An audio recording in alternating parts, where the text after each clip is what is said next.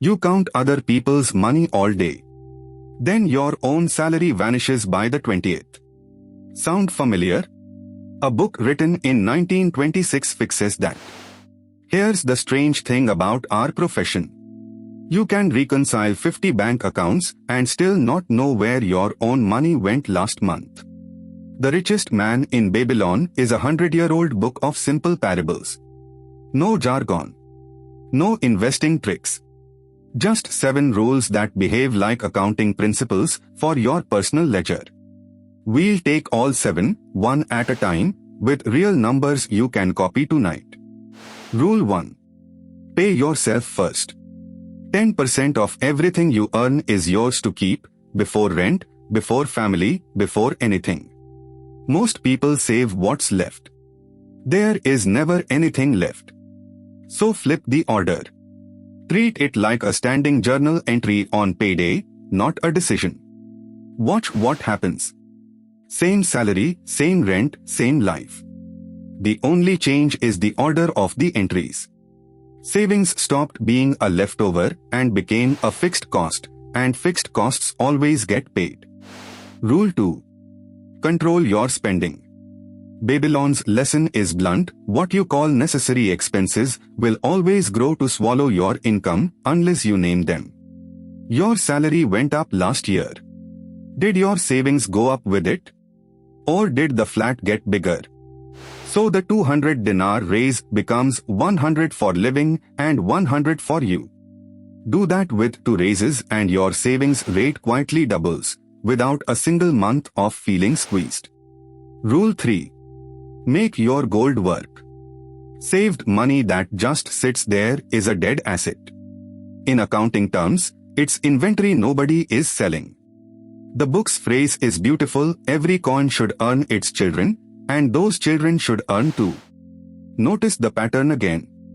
Sequencing in Rule 1, sequencing here. The money is the same. What changes the outcome is whether you touch the return or leave it working. Rule 4. Guard your money from loss. This is the one that saves you real pain. The book says the first principle of investment is safety of the principal, not returns. Safety. Be careful here, the promise of quick money is where most savings die. Losing 30% is not a 30% problem. You need 43% just to break even. Protecting what you have beats chasing what you might get. Rule 5.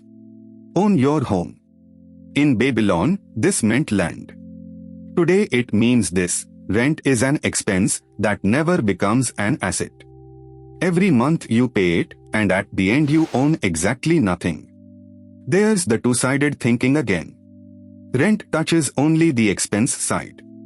A loan payment touches your liabilities and your assets. Same money leaving the account, completely different position at year end. Rule 6.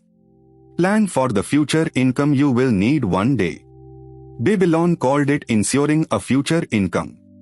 You'll call it the thing nobody thinks about at 25, and everybody worries about at 45.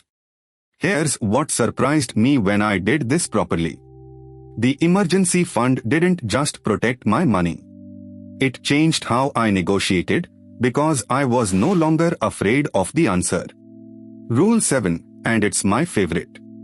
Increase your ability to earn. Babylon's line is simple: a man's wealth grows in proportion to his skill. For an accountant in 2026, this is the highest return investment available to you. In my own career, moving from junior work in India to senior multi-entity work in Kuwait changed my income far more than any budgeting trick did. The skill came first. The money followed. So, 7 rules. Pay yourself 10% first. Keep expenses from swallowing every raise. Make your savings earn, and leave the earnings alone. Guard the principal above the return. Turn rent into ownership where you can. Build the runway that buys you calm decisions.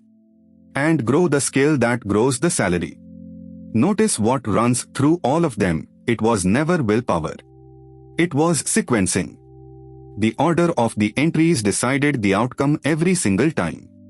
Your one action tomorrow: set the standing transfer for 10% on payday. Not next month. Tomorrow. You already have the skill to track money. You do it for a company every month. Now do it for yourself. Best wishes for your next payday. Next up, the month-end close checklist I actually use.